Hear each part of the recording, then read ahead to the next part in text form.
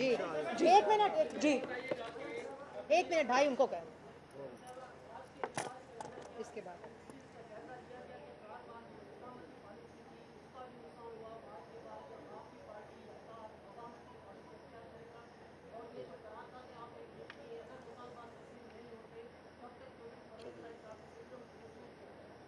देखिए मैंने अभी कह दिया कि चौधरी परवेज़ इलाही की हैसियत एक अदालती वज़ीर आला से कम बढ़ के कुछ भी नहीं, और 10 मेंबर्स का कोई ख़ास नहीं होता। 10 मेंबर्स उधर जाते हैं तो इधर भी आ सकते हैं। अगर ऐसी ही पॉलिटिक्स करनी है तो वो हमें इंशाअल्लाह ताला ज़्यादा बेहतर आती है। लेकिन जो आपने मफामती और मुज़ामती की बात की वो ज़रा सुन लें कि अगर आपके साथ जुल्म होगा, अगर आपके साथ ज़्यादती होगी, अगर आपको लेवल प्लेइंग फील्ड नहीं मिलेगी, अगर कौमी इदारे इमरान खान के लिए इदारों के वक़ार को स्टेक पे लगाएंगे बल्कि कुर्बान करेंगे, तो हमारा फ़र्ज़ है उसके लिए मुज़ाहमत करें।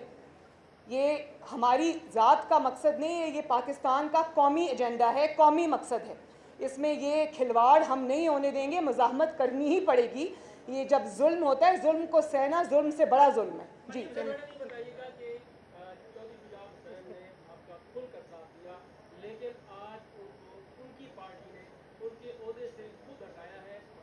नहीं उसकी वो आ गई तरकीब।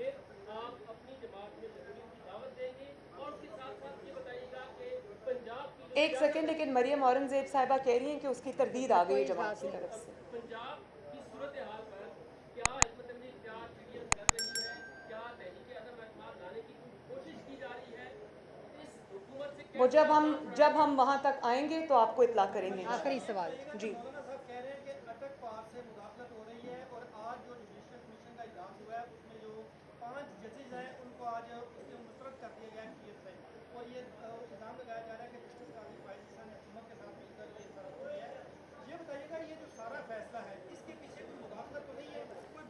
देखिए, आपने बात की कि वो 5-4 से जो फ़ैसला आया है, मुझे खुशी है इस बात की कि वो जो एक एंटी PMLN ग्रुप बनाना चाहते थे सुप्रीम कोर्ट के अंदर, उसको आज शिकस्त हुई है। वो किसी अगर पार्टी को प्रमोट करना चाहते थे, किसी के ख़िलाफ़ एक ग्रुप बनाना चाहते थे, मुझे खुशी है कि वो रिजेक्ट हुआ है। जी बस आखिरी सवाल प्लीज़। जी खालिद साहब।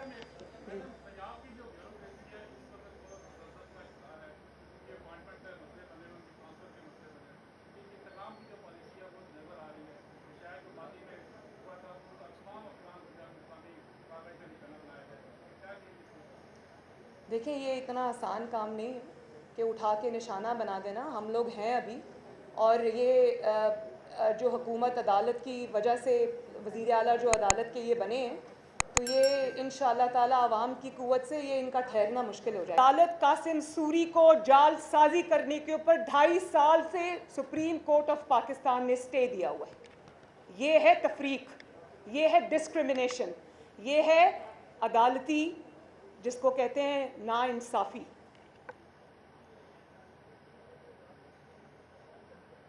फिर आप फॉरेन फंडिंग केस पे अभी मौलाना साहब ने करारदाद आपको पढ़ के सुनाई जो कि PDM की जमातों ने पास की है। पाकिस्तान में एक ही चीज़ महफूज है और अल्हम्दुलिल्लाह हर चीज़ से महफूज है। एक ही चीज़ महफूज है पाकिस्तान में, वो फॉरेन फंडिंग का फैसला है।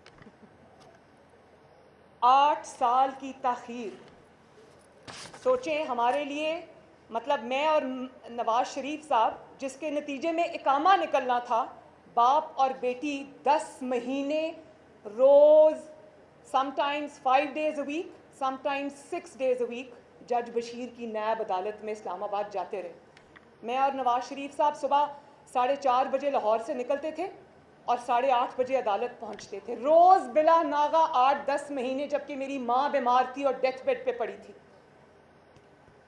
और ये 8 साल से इसमें ताख़ीर हो रही है। झूठ पर झूठ बोला जाता रहा।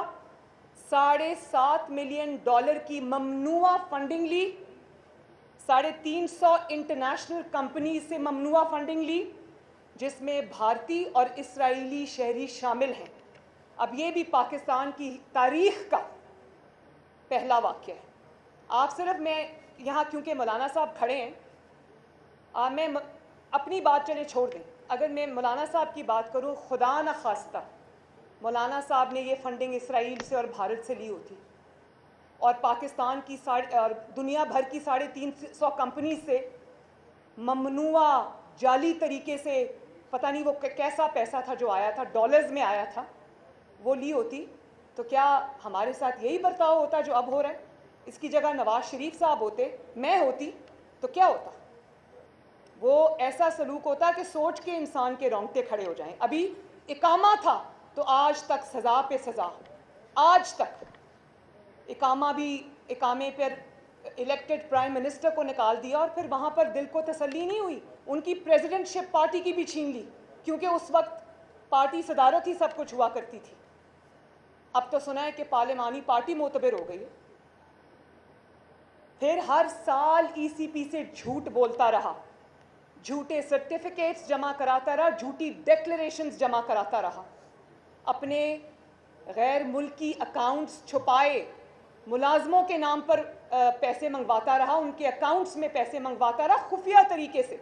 और फिर जब ईसीपी ने सवाल किया तो कहा अपने चंद लोगों के नाम लेकर पार्टी के उनके सीनियर मेंबरान ने उन पे डाल दिया सारा कुछ। हालांकि गजब खुदा का कि सारे जो काम हुए हुए हैं फॉरेन फंडिंग में इमरान खान के सिग्नेचर्स के साथ हुए हुए, उसके दस्तखत हैं मौजूद।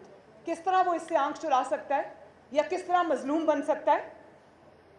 मैं फॉरेन फंडिंग केस का फैसला कौम के सामने जल्द अज जल्द लाने का मुतालबा करती हूँ।